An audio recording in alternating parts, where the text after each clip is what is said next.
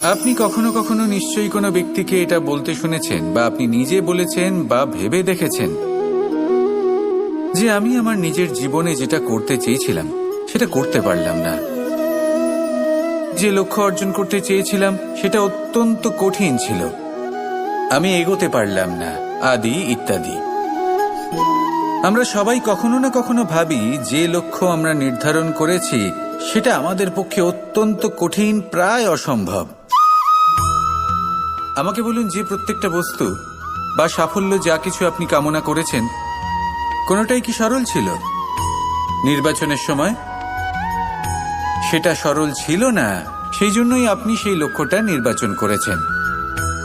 কারণ সংসারের যে কোনো বস্তু বা কোনো সাফল্য যদি খুব সহজে পাওয়া যায় বা কম চেষ্টা করেই লাভ করা যায়, সেটা আমাদের ততটা সন্তুষ্ট করে না। সেই জন্য আমরা